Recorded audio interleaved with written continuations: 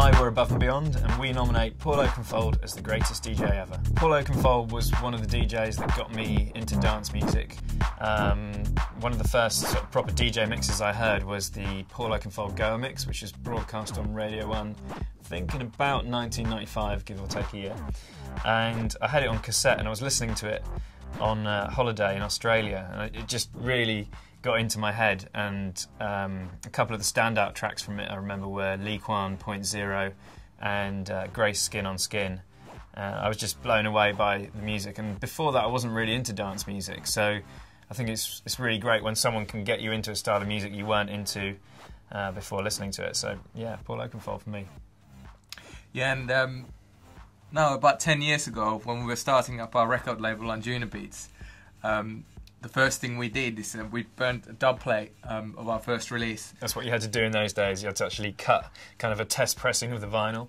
Yeah, and the thing for us to do was Home was happening at Leicester Square, and Paul Oakenfold was DJing on the same day that we cut the dub plate. So we thought, well, what better thing to do than to make sure and give this dub plate to Paul Oakenfold. And well, obviously we didn't have his phone number, we didn't know how to get to him, so we waited outside the VIP, and I managed to give him the dub plate. And it actually then later on turned out that he was playing that everywhere he went, and he totally made the first release for on Junior Beats for us in terms of publicising it around the world, because that was probably around the real peak of Paul Oakenfold's DJ career as well. It was around 2000, and he was enormously massive. He had a residency in Home, didn't he? And I remember we got an email from one of his assistants, because obviously he was far too busy to email us directly.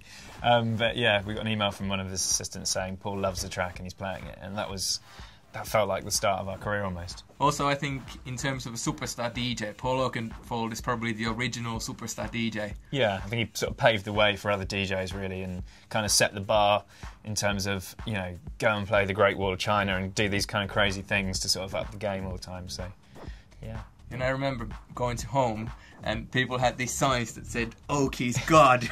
Oh yeah, the little scrolling things. You can get them on the iPhone now. Those little kind of LED things, but you get a piece of software that does it in the iPhone. But yeah, Oakie is God. Flash it when it's got. But I have to say, like, we've been going to clubs for quite a long time. I'd never seen anything like it.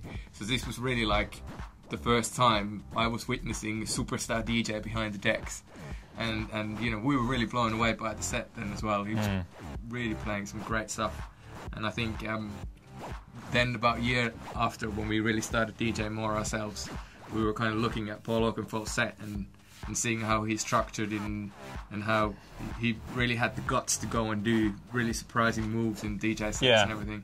I think that's what was nice. He sort of made his own rules rather than following other rules. He'd play like Carmen Buriano at the end of his set, wouldn't he, and stuff like that, which is pretty bold to say the least. So that's why we nominate Paul Oakenfold as the greatest DJ ever.